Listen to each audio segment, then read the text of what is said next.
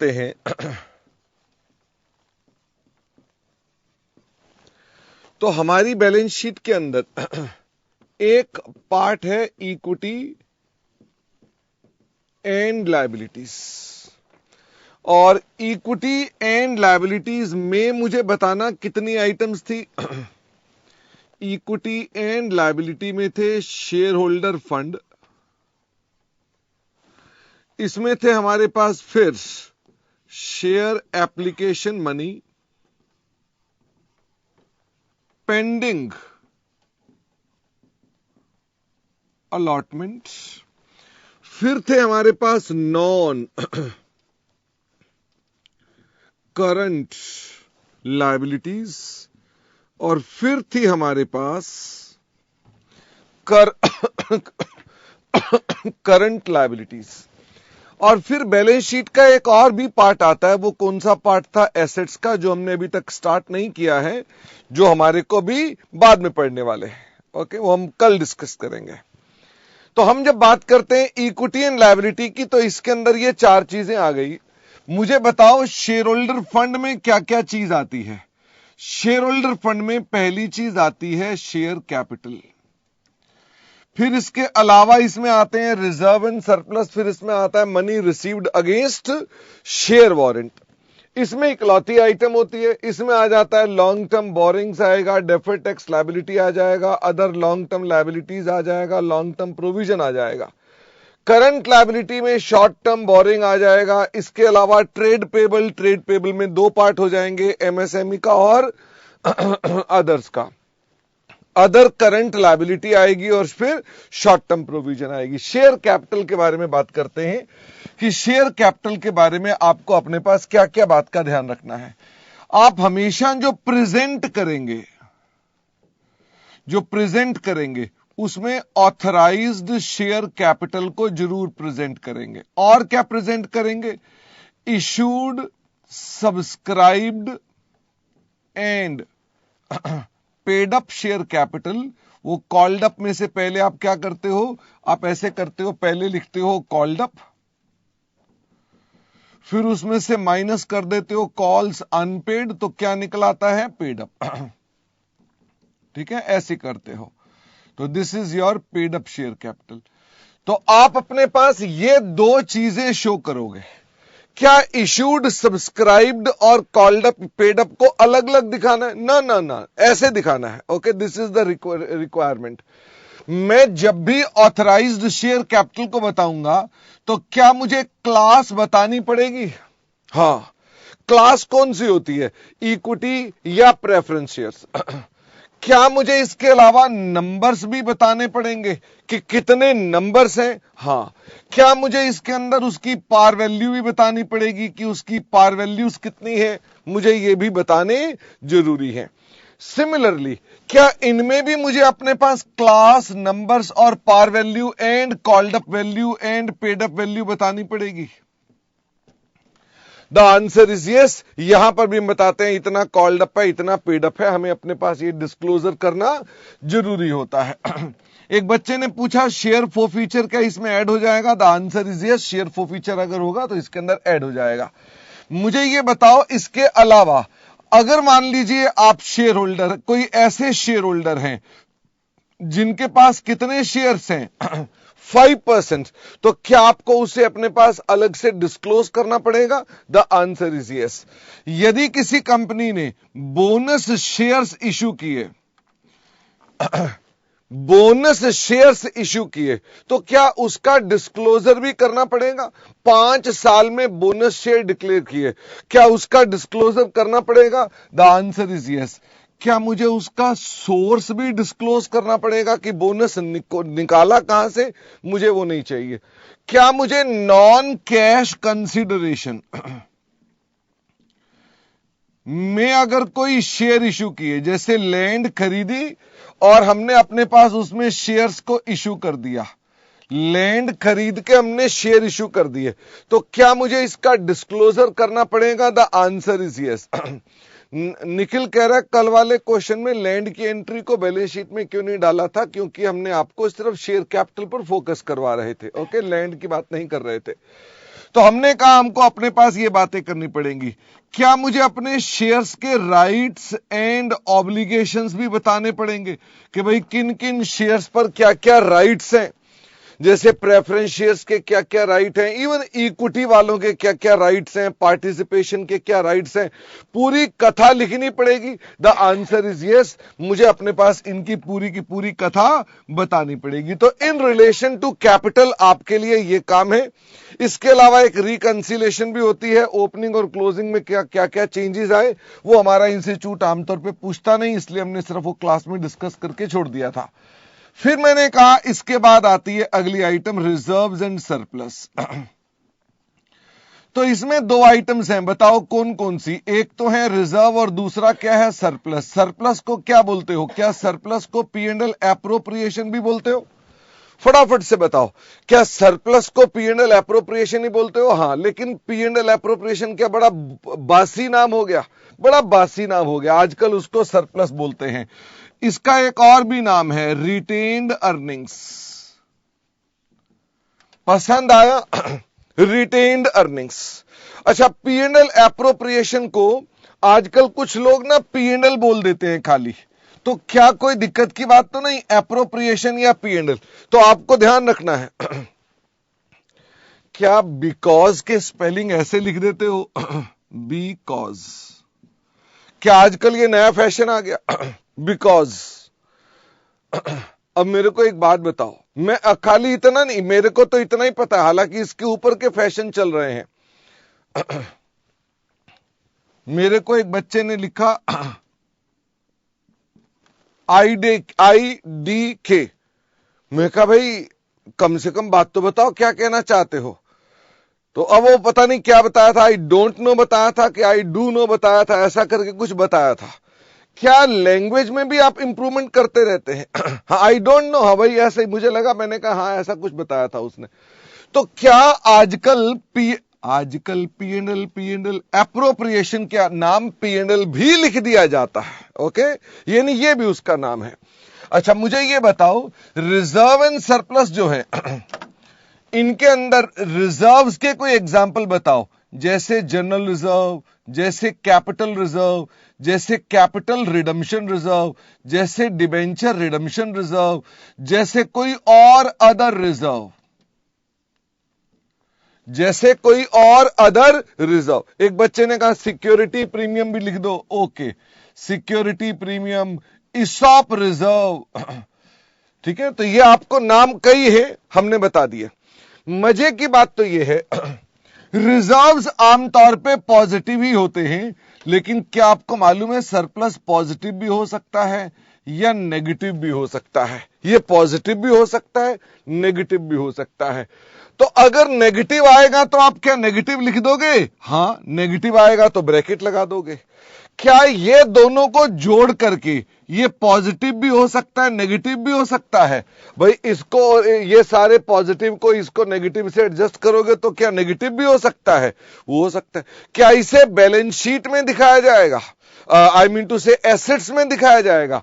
क्या negative item को हम बैलेंस शीट में जब लिखेंगे तो एसेट साइड लिखाएंगे? The answer is no, it will continue to be shown in the part of, कहां दिखाया जाएगा? शेयर होल्डर फंड में ही दिखाया जाएगा, वही इसकी जगह बनती है। हमने आपको यह बताया था कि रिजर्व एंड सरप्लस जो होते हैं इनका प्रोविजन से कोई लेना देना नहीं होता है। कहां लिख दूं? मैंने कहा reserves are not equal to provision. तो मुझे ये बताओ प्रोविजन में क्या क्या चीजें होती हैं? प्रोविजन में एक जिम्मा होता है, प्रोविजन में क्या होता है? एक जिम्मा होता है, प्रेजेंट ऑब्लिगेशन। अच्छा, एक दो बच्चे पूछ रहे हैं कैपिटल रिडम्पशन क्या होता है? भैया मैं आपको ना रिजर्व क्यों बनते हैं वो नहीं बता रहा हूं, ठीक है। हम अपने पास फाइनल अकाउंट्स की बात कर रहे हैं। ये आएगी जगह, एक टॉपिक आएगा बायबैक, वहां हम बताएंगे कैसे बनता है, ठीक है। बट हम उसकी चर्चा आज नहीं शुरू कर देंगे, वो अलग टॉपिक में आएगा। अभी इतना सिर्फ समझ लो कि हाँ ठीक है, सारे रिजर्व आएंगे। ओके, तो एक हो गया, ये प्रेजेंट ऑब्लिगेशन होती है arising out of past event. Past में कुछ ऐसा हो चुका है जिसने वो जिम्मा आपके सामने लाके रख दिया है। इसका मतलब क्या पास में कुछ ऐसा हुआ है जिसने आपका जिम्मा खड़ा कर दिया है? हां, जिसको सेटल करने के लिए क्या करना पड़ेगा? जिसको सेटल करने के लिए आपको धन देना पड़ेगा, आउटफ्लो ऑफ रिसोर्सेस। अच्छा, धन क्या होगा? वो रुपए ही होंगे कि कोई और एसेट भी हो सकता है? क्या वो कोई धन रुपए ही होंगे कि कोई और एसेट भी हो सकता है? कोई भी एसेट हो सकता है। भाई मैं किसी को अपनी अमाउंट पे करने के लिए अपनी लैंड भी तो दे सकता हूं। ओके, तो यू कैन नॉट से कि नहीं ऐसे कैसे कर दिया। तो ये कोई भी एसेट हो सकता है विच कैन बी मेजर्ड, जिसको आप मेजर कर सकते हो रिलायबली। हां, एक बच्चे ने कहा ये जिम्मेवारी की प्रतिशत कितनी है? इसका मतलब है इसके होने के चांस कितने हैं? 50% से ज्यादा, मोर देन 50%। ओके, जब वो जिम्मा तब बनता है जब हम बोलते हैं कि हां उसका ऊपर हमारा पैसा जाने का जिम्मा मोर देन 50% लग रहा है। ओके, अच्छा, तो मुझे ये बताओ फिर रिजर्व्स क्या होते हैं? रिजर्व्स वो हैं जो या तो जिम्मा है ही नहीं, नो जिम्मा, या मैं कहूं इसका पास्ट इवेंट ही नहीं आया। जैसे मैं आपको बताऊं, कोर्ट में मेरे खिलाफ मुकदमा दायर हो गया है और मुझे लगता है मेरा नाम है बाबा रामदेव, मेरा नाम है बाबा रामदेव, मेरे खिलाफ कोर्ट में कोई ना कोई ऐसी बात कह डाली है कि मुझे सरकार से या मुझे जुर्माना लगने वाला है। ओके, मुझे जुर्माना लगने वाला है। आई होप आप ये न्यूज भी अपडेटेड रहते हैं। ठीक है, ये मैं जो आपको बताता हूं ना सुबह सुबह, ये इनमें से बड़ी सारी तो तरोताजा न्यूज होती हैं। मुझे ये बताइए, बाबा रामदेव क्या बनाएगा? कोर्ट की डैमेजेस के लिए क्या बनाएगा? क्या कोई ऐसी घटना घटित हो गई है जिसमें उसका मोर देन 50% चांस है? The answer is yes. जिसमें रुपया भी देना पड़ सकता है और उसे मेजर भी कर सकते हैं अनुमान लगाकर। तुम बताओ बाबा रामदेव क्या बनाएगा? प्रोविजन। पर मैं बाबा रामदेव नहीं हूं। आपको मैं आज अपना बात बताता हूं बड़ी इंपॉर्टेंट। मैं सुबह क्लास खत्म करने के बाद आयुर्वेदिक डॉक्टर की दुकान चलाता हूं। पर मैं बाबा रामदेव नहीं हूं। कोई दिक्कत की बात है? आप अपना आकर के आप भी इलाज करा सकते हैं। वैसे आपको दिमाग के इलाज की जरूरत है। ठीक है, तो आप, मैं फिर से कह रहा हूं, मेरी भी आयुर्वेद की दुकान है। वैसे मुझे एक बात बताना, बाबा रामदेव के कॉम्पिटिटर कौन कौन है? मैं थोड़ा ज्यादा ध्यान नहीं है, और कौन कौन है आयुर्वेद के अंदर? जैसे बच्चे ने कहा डाबर वाले भी हैं। ओके, डाबर वालों की कोई ऐसी घटना घटित हो गई है कि उन्हें पैसे देने पड़ेंगे? फटाफट से बताओ, क्या डाबर वालों का कोई ऐसी घटना घटित हो गई है कि उन्हें पैसे देने पड़ेंगे? सुप्रीम कोर्ट ने बाबा रामदेव को तो पकड़ रखा है, पर डाबर को तो नहीं पकड़ रखा। पर डाबर भी थर थर कांप रहा है और उसने भी अपने पास प्रोविजन बना दी। तो क्या ये प्रोविजन बन रही है कि रिजर्व बन रहा है? फटाफट से बताओ। डाबर वाला ऐसे ही थर थर कांपे जा रहा है। ठीक है, तुम अपने बारे में याद करो। मैडम डांटती थी किसी और बच्चे को तो कई बार तुम थरथर नहीं कांपना शुरू हो जाते थे, तुम्हें लगता था कहीं मेरा भी नंबर ना आ जाए। ओके, याद करो फटाफट से। होमवर्क की कॉपी मैडम मांगती थी अगले 2 बच्चों से और तुम बैठे होते थे पीछे, तो तुम क्या थरथर कांपते थे कि यार मैं कहां बैठ गया आज इसके पीछे, पता चला इसके बाद मेरा नंबर आ जाएगा। ओके, तो ये बताओ, जिसको मैडम ने पकड़ लिया, क्या उसमें कोई घटना घटित हो गई है कि उसे पकड़ लिया है? हां, तो वो बच्चा क्या बनाएगा? फटाफट से बताओ, वो बच्चा क्या बनाएगा? वो प्रोविजन बनाएगा। पर आप क्या बनाओगे? आपको किसी ने पकड़ा नहीं, फिर भी आपने अपनी तैयारी करनी शुरू कर दी, तो आप क्या बनाओगे? रिजर्व। तो रिजर्व में और प्रोविजन में यह अंतर होता है। ठीक है, तो अब जैसे वर्ड जनरल रिजर्व, इसके नाम से ही पता चल रहा है कि भाई साहब किसका है ये भी पता नहीं है। ओके, इसका मतलब the reserves are like this, कि उनके अंदर कुछ ऐसा नहीं है। 1-2 बच्चे यहां बोल रहे हैं कि डिवेंचर्स रिडेम्पशन रिजर्व में डिवेंचर्स को पैसे देने हैं। तो आपकी जानकारी के लिए बता दें, डिवेंचर रिडेम्पशन रिजर्व में भी डिवेंचर्स के पैसे जो देने हैं वो लायबिलिटी वाले देने हैं, डीआरआर का पैसा कुछ नहीं देना। ओके, आप अपनी बैलेंस शीट में जब लिखते हैं तो बैलेंस शीट में debentures are liability, debenture redemption reserve, आप कहीं ये भी लायबिलिटी तो डबल लायबिलिटी थोड़ी ना है। फील आए तो बताना, यू कांट से कि डिवेंचर्स भी लायबिलिटी है और डीआरआर भी लायबिलिटी है, दो दो थोड़े ना है लायबिलिटी, एक ही लायबिलिटी है और वो लायबिलिटी डिवेंचर्स है, तो DRR is not any liability. Okay, तो I hope you are understanding my point. Share capital के नोट डिस्कस कर दिए ना। अब एक बच्चा अभी भी नींद से जागा कह रहा शेयर कैपिटल के भी नोट है, बाद में वीडियो देख लेना। तो हमने कहा कि हमारे पास ऐसे ऐसे करके रिजर्व भी बनते हैं, तो प्रोविजंस को अलग दिखाया जाता है, रिजर्व्स को अलग दिखाया जाता है। फिर एक आइटम आती है money received against share warrant. ये एक आइटम होगी या नहीं होगी? सीधी सीधी बात है, ये क्या है? ये एक किस्म की रसीद है for which shares will be issued in future। क्या आपको याद आया कल हमने चर्चा की थी, यह एक ऐसी रसीद है जिसके बदले में क्या मिलेंगे आपको? शेयर। पर कब मिलेंगे? फ्यूचर की डेट के अंदर मिलेंगे। तो उसके अंदर ये है हाँ राशि बेटा, ये डिस्क्लोजर वगैरह सारी बातें आ गई, इसमें और अलग से कुछ नहीं है, ठीक है। अच्छा, एक आता है share application money. Share application money भी एक रसीट है for which shares will be issued in future. मुझे बताओ शेयर वारंट में और शेयर एप्लीकेशन में अंतर क्या है? शेयर वारंट में और शेयर एप्लीकेशन में अंतर क्या है? यह आमतौर पे with in few days, around 120 days में आप अलॉट कर देते हैं, लेकिन वारंट वाला जो है, यहां पर आप जो शेयर देते हैं वो बहुत टाइम बाद देते हैं, 2 साल बाद, 3 साल बाद। ओके, ऐसा होता है। हाँ मोहम्मद तबीश, अब एसेट्स पर कौन से रिजर्व होते हैं वो सब चर्चाएं बाद में करेंगे, अभी जितना हमने डिस्कस करना था करा, अभी और भी चीजें आती जाएंगी, ठीक है। इस टॉपिक में नहीं आएंगे तो कहीं और आएंगे, घबराइएगा नहीं। अच्छा, अब मैंने आपसे कहा कि नॉन करंट लायबिलिटी में कौन है? Long term borrowings. सबसे पहले आ गई लॉन्ग टर्म बोरिंग। मुझे बताइए कोई लॉन्ग टर्म बोरिंग्स में कोई एग्जांपल्स दीजिए, कौन कौन से आएंगे? जैसे डिबेंचर्स आएंगे, जैसे डिपॉजिट्स आएंगे, जैसे इन्हीं डिपॉजिट को क्या फिक्स डिपॉजिट भी बोलते हैं? हाँ, ये फिक्स डिपॉजिट भी आएंगे। क्या ये लोन भी आएंगे? लोन फ्रॉम डायरेक्टर आएंगे। क्या लोन फ्रॉम बैंक भी आएगा? लोन फ्रॉम बैंक भी आएगा।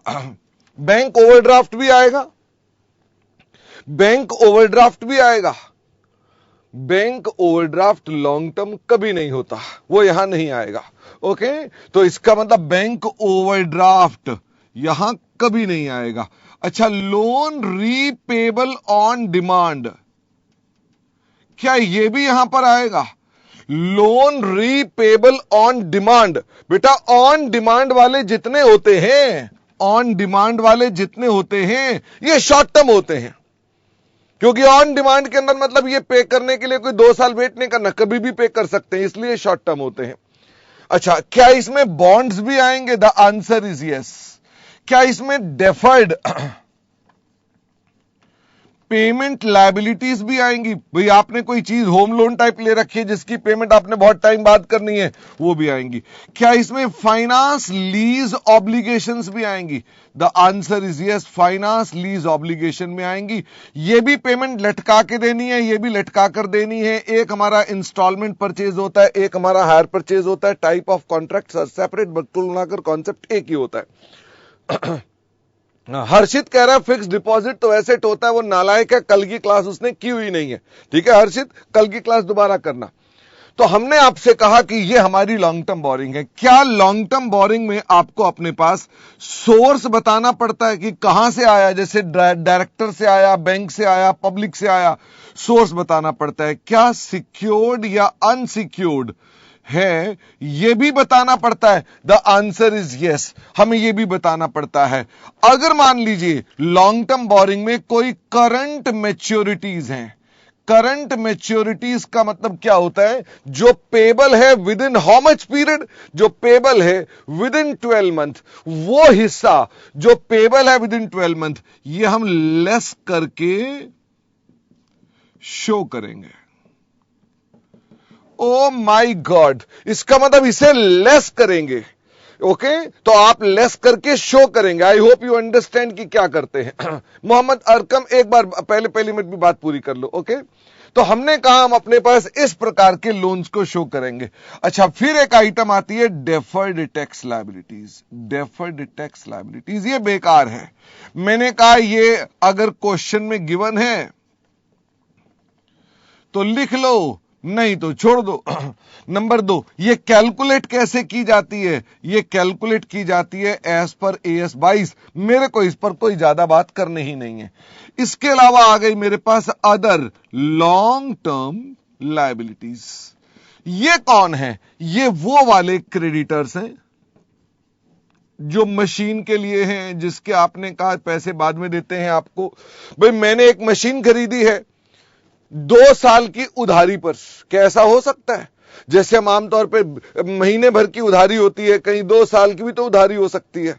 तो मैंने कहा मैं तुम्हारा टीचर हूं और तुम कल को फैक्ट्री चला रहे हो। मैं तुम्हारे पास आया, मैंने कहा भाई तुम क्या बनाते हो? तुमने कहा सर हम एयर कंडीशनर बनाते हैं। मैंने कहा एक मेरे घर भी भिजवा दो। आपने कहा हाँ हाँ सर, क्यों नहीं, आपने हमें पढ़ाया था, बहुत डांटा था, बड़ा बहुत परेशान किया था, फिर भी आपको हम एयर कंडीशनर प्रोवाइड कर देते हैं। मैंने कहा पैसे 2 साल बाद दूंगा। क्या कहोगे, मना कर दोगे कि क्या कहोगे? मैंने कहा पैसे 2 साल बाद दूंगा। आप बोलेंगे यार चलो ठीक है कोई बात नहीं, 2 साल बाद दे देना। तो आपने मुझे क्रेडिट दे दिया, तो अल्टीमेटली हमारे पास जो क्रेडिट है मेरे लिए वो ट्रेड पेबल बन गया। तो मेरा वो पेबल जो है वो उस मशीन के लिए कितने साल बाद रीपे करना है? 2 साल बाद। तो इसको बोलते हैं अदर लॉन्ग टर्म लायबिलिटीज। अच्छा, एक बच्चा कह रहा है मैं आपसे पैसे ही नहीं लूंगा। क्यों नहीं लेंगे? क्या मैंने आपसे पैसे नहीं लिए हैं? इसलिए बात को सटीक और साफ साफ रखना है। अपने जीवन में कोई कॉम्प्लेक्सिटी नहीं रखनी है, स्पष्ट बात, ठीक है ना? मेरा आपसे प्रेम है, आपका मेरे से प्रेम है, लेकिन आपका भी अपना परिवार है, इसलिए सब पैसे लिए दिए जाएंगे, ठीक है? कॉल्स इन एडवांस माइनस किया जाता है उसके अंदर, ठीक है? अच्छा, अब मैंने आपसे कहा कि अदर लॉन्ग टर्म लायबिलिटीज में और कोई आइटम नहीं है। फिर इसके बाद आ गई लॉन्ग टर्म प्रोविजंस। तो लॉन्ग टर्म प्रोविजन में एक एग्जांपल दिया था मैंने, कौन सा? Provision for retirement benefits. तो रिटायरमेंट बेनिफिट्स आमतौर पे हम अपने इंप्लॉइज जब रिटायर होंगे तो बताओ कितने टाइम में रिटायर होंगे? आमतौर में इंप्लॉय कितने समय में रिटायर होंगे? भाई बहुत जल्दी थोड़ी ना होंगे, मोर देन 12 मंथ के बाद ही होंगे। तो ये प्रोविजन का पैसा जो होगा, ये पैसा हमने कब देना है? मोर देन 12 मंथ बाद देना है। इधर आ जाओ।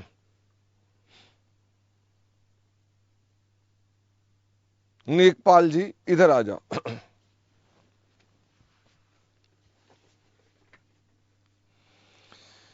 नेकपाल, अगर तुमने हमारी कंपनी में 5 साल से ऊपर काम करा तो हम तुम्हें ग्रेच्युटी देंगे, ऐसा हमने तुम्हें पहले भी बताया था। बोलो हाँ। ओके। सारे बच्चे बताओ, ये मेरी कंपनी में काम कर रहा है, क्या कुछ ऐसी घटना घटित हो गई है कि इन्हें मुझे पैसे देने पड़ेंगे? क्या ऐसी घटना घटित हो गई है? मैंने कॉन्ट्रैक्ट साइन किया इनके साथ, तो घटना घटित हो गई है। क्या उस घटना से मेरे सर पे कोई जिम्मा आ रहा है? फटाफट से बताओ, क्या मेरे सर पे कोई जिम्मा आ रहा है? The answer is yes. Number 2, क्या उस जिम्मेवारी को उतारने के लिए मुझे जेब से रोकड़ा देना पड़ेगा? क्या उस जिम्मेवारी को उतारने के लिए रोकड़ा देना पड़ेगा? The answer is yes. क्या उसको मेजर कर सकते हैं?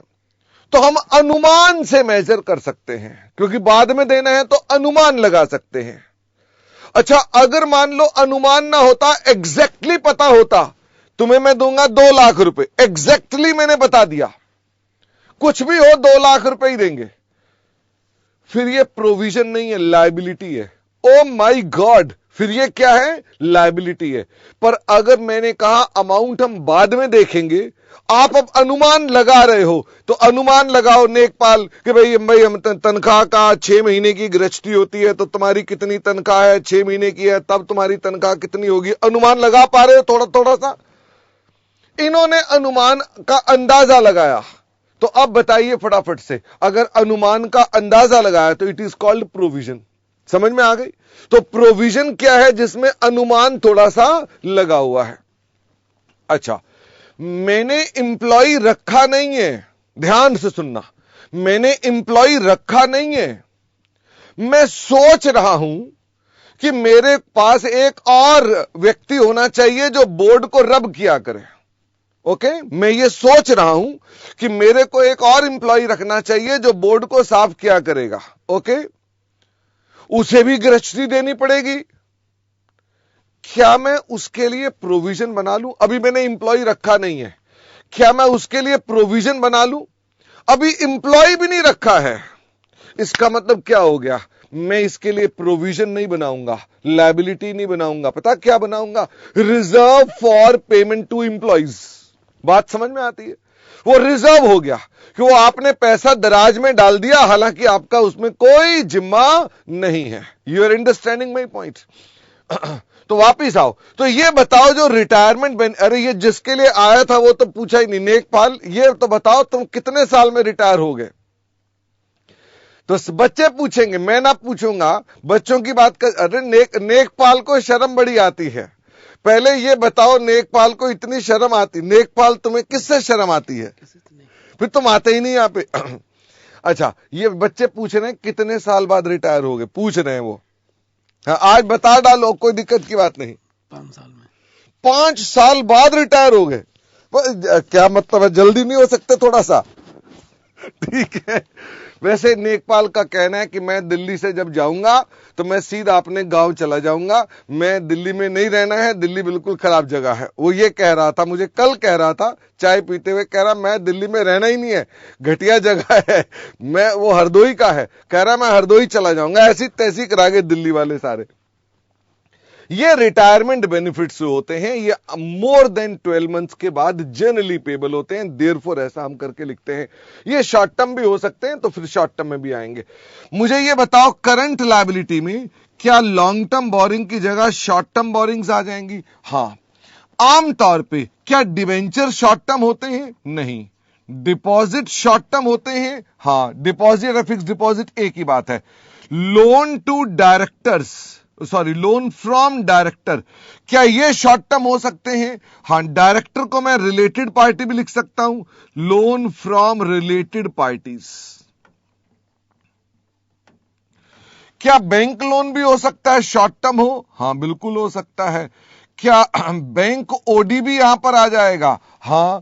क्या लोन रीपेबल ऑन डिमांड भी यहां पर आ जाएगा? The answer is yes. क्या हो सकता है कोई बॉन्ड भी शॉर्ट टर्म वाले हुए हों? हां, वो भी आ सकते हैं। मजे की बात तो ये है, इसके अंदर एक और भी आइटम आएगी, करंट मैच्योरिटीज। Do you remember? ऊपर से माइनस होती है तो क्या करंट मैच्योरिटीज नीचे ऐड हो जाएंगी? नीचे आकर के वो ऐड हो जाएंगे। ओके, तो these are basically short term borrowing. फिर आते हैं आपके दोस्त ट्रेड पेबल। ट्रेड पेबल में हमें अलग अलग बताना चाहिए, एमएसएमई को कितने पैसे देने हैं और अदर्स को कितने देने। मैंने आपको काम भी दिया था, अपने माता पिता भाई बहन जो चार्टर्ड अकाउंटेंट है उनसे पूछो एमएसएमई का क्या झगड़ा। पूछा किसी ने? सबके सब नालायक हो तुम, किसी ने भी नहीं पूछा। हर्षित, जो एसेट्स की प्रोविजन होती है एसेट में माइनस होती है। रोहित कह रहा है अगर बैंक लोन पर क्वेश्चन में लिखा नहीं तो क्या मान लेंगे? तो बैंक लोन क्या मानेंगे? लॉन्ग टर्म मानेंगे। लेकिन मैं आपको इसका नोट दिखवा देता हूं, ठीक है? तो वो किसी ने भी नहीं पूछा है, बताओ। पूछा था, कह रहे थे पढ़ेंगे और फिर बाद में बताएंगे। अब बताओ ऐसे कैसे हो सकता है? कह रहे हैं पढ़ के बताएंगे। चलो, शिवम भी कह रहा है बोले बाद में बताएंगे। अच्छा, राशि कह रहे हैं कि उनके घर वालों ने पूछा फुल फॉर्म क्या होती है इसकी। नालायक, छोड़ो जी छोड़ो, आपसे बात करने का आनंद ही नहीं आया। तो ट्रेड पेबल हमारे पास यहां पर आएंगे। अच्छा, मुझे ये बताओ, ट्रेड पेबल के अंदर क्या क्रेडिटर्स भी आते हैं और बीपी भी आते हैं? क्या क्रेडिटर्स भी आते हैं और बीपी भी आते हैं? The answer is yes. अब मेरा आपसे क्वेश्चन ये है, क्या एक्सपेंस पेबल भी आते हैं? कोई एक्सपेंस पेबल भी आते हैं? The answer is no. Expense payable कहीं और जाएंगे। ओके, अच्छा, अब मुझे ये बताओ, क्या मुझे इसके अंदर एक एजिंग भी देनी पड़ती है? मुझे एक एजिंग शेड्यूल देना पड़ता है। ये मैं आपको ना डेटर्स के साथ बताऊंगा। इसका मतलब इसके लिए आप थोड़ा क्या करें, वेट करें। मैंने आपको इसके बारे में भी बात नहीं बताई हुई, पर मैंने कहा इसके अंदर कोई एजिंग देनी पड़ती है जो मैंने आपके साथ डिस्कस नहीं करी है। फिर आता है आपका अदर करंट लायबिलिटी। कोई एग्जांपल दीजिए, जैसे एक्सपेंस पेबल। हा, ऊपर नहीं आएंगे, यहां आएंगे, एक्सपेंस पेबल। जैसे एडवांस इनकम, कोई इनकम आपने एडवांस में ले रखी है, वो भी तो लायबिलिटी है, वो हमारी अदर करंट लायबिलिटी है। जैसे एक्रूड इंटरेस्ट, भाई जो आपका इंटरेस्ट एक्रू हो चुका है, जो आपने पे करना है, जिसे आप पेबल भी बोल सकते हैं। जैसे शेयर एप्लीकेशन मनी, कौन सी वाली, शेयर एप्लीकेशन मनी कौन सी वाली, जो आपने रिफंड करनी है। जैसे आपका डिविडेंड पेबल, डिविडेंड पेबल, ध्यान देना, प्रपोज्ड डिविडेंड बोला है कि डिविडेंड पेबल बोला है? प्रपोज्ड डिविडेंड बोला है कि डिविडेंड पेबल बोला है? पेबल बोला है। डिविडेंड पहले माइनस के, माइनस बेटा लॉन्ग टर्म से करना है और फिर आपने शॉर्ट टर्म में दिखाना है, सही जगह पे दिखाना है। ओके, ऊपर से घटा के नीचे दिखाया हमने। अच्छा, एक बच्चे ने कहा अनपेड मैच्योर्ड डिपॉजिट्स। भाई कोई अगर मान लीजिए डिपॉजिट है जो हमारे पास क्या हो गए, जो मैच्योर हो गए, तो वो यहां नहीं आएंगे, वो यहां पर आएंगे। अच्छा, क्या हमारे पास इसके अलावा कोई और भी आइटम्स हो सकते हैं? एक बच्चे ने कहा बैंक ओडी। बैंक ओडी डाल दिया ना यहां पर, बैंक ओडी बार बार थोड़ा ना आएगा। बैंक ओडी हमने कहां डाल दिया, शॉर्ट टर्म बोरिंग में डाल दिया। ओके, एक बच्चे ने हालांकि एक क्वेश्चन पूछा है, वो मैं बताना चाहता हूं। खाली बैंक लोन लिखा है तो क्या मानोगे, लॉन्ग टर्म। अच्छा, खाली लोन लिखा है फ्रॉम रिलेटेड पार्टीज, तो क्या मानोगे? हमने लोन लिया है फ्रॉम रिलेटेड पार्टीज, तो क्या मानेंगे? मतलब डायरेक्टर से लिया है और सगे संबंधियों से लिया है, ये लॉन्ग टर्म मानेंगे कि शॉर्ट टर्म मानेंगे? है तो दोनों बोरिंग, पर ये क्या है बताओ? आप अपने रिश्तेदारों से कभी लोन का लेन देन करते हो तो उसकी डिफॉल्ट एजम्पशन क्या होती है? अपने रिश्तेदारों को कभी लोन देते हो या लेते हो तो लॉन्ग टर्म के लिए देते हो कि शॉर्ट टर्म के लिए देते हो? एक बच्चे ने लिखा है हम लॉन्ग टर्म के लिए देते हैं। किसने नालायक है? रिश्तेदारों को लोन जो दिए जाते हैं वो हमेशा किसके लिए दिए जाते हैं, शॉर्ट टर्म। इसका मतलब अगर क्वेश्चन साइलेंट है, इफ क्वेश्चन इज साइलेंट, तो आप ये एज्यूम करेंगे।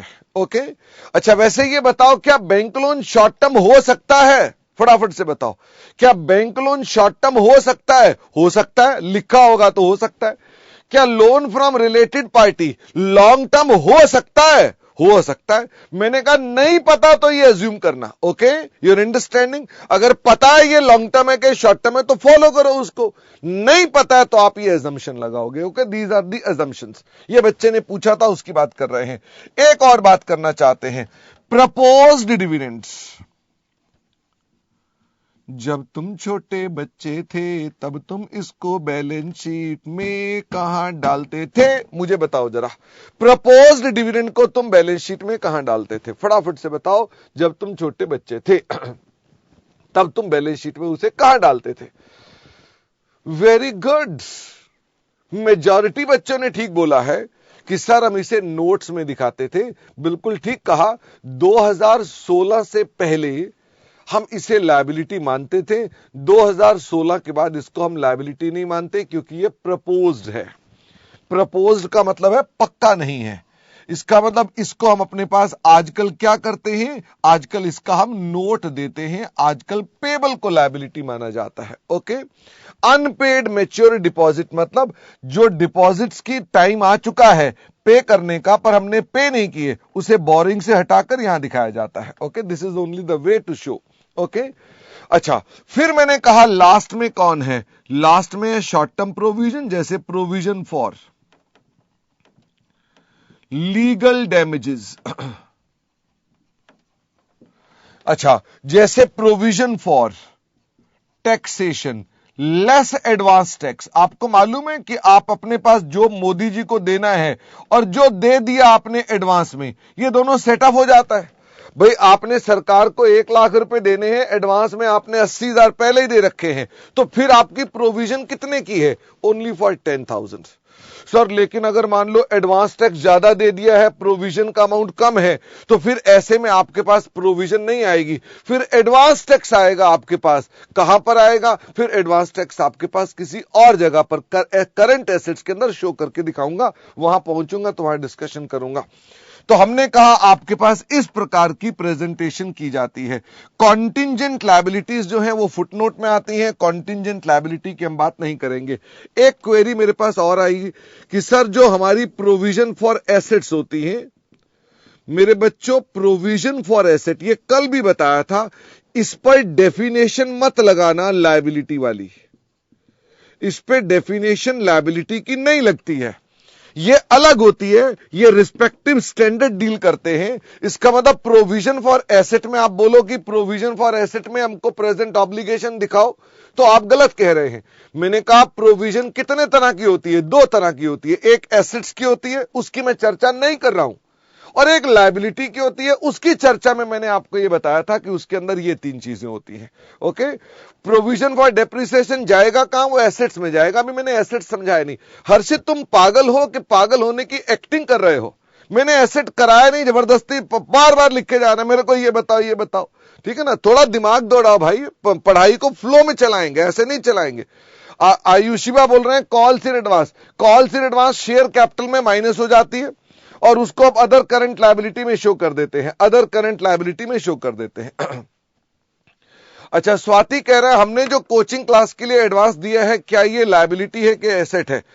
स्वाति, तुमने जो पैसा मुझे दिया है तुम्हारी लायबिलिटी तो हो नहीं सकती ना, यू पेड। मेरी लायबिलिटी है, जब तक मैं आपको कोचिंग प्रोवाइड नहीं करा देता तब तक मेरी लायबिलिटी है, तब तक मैं उसे एडवांस दिखाऊंगा और एडवांस इनकम यहां दिखाऊंगा। ओके, मेरी अदर लायबिलिटी में आएगी और ये मेरी एडवांस इनकम होगी। ओके, प्रपोज्ड डिविडेंड बेसिकली जो है ये इंटरनेशनली एक चर्चा हुई और कहा कि इसको लायबिलिटी में नहीं शो करना चाहिए, इसलिए हमारे अकाउंटिंग स्टैंडर्ड में 2016 में बदलाव आया और हमने भी कह दिया इंटरनेशनली प्रपोज्ड डिविडेंड लायबिलिटी नहीं है, तो हम भी लायबिलिटी नहीं मानते।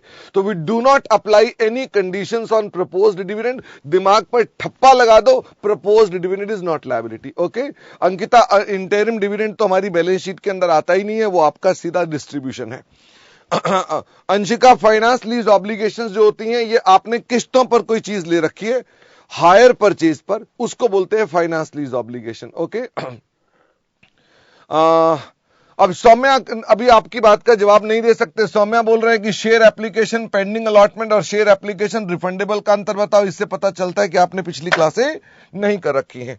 तो हमने आपका एक रिवीजन करा दिया और अब हम आगे चलेंगे।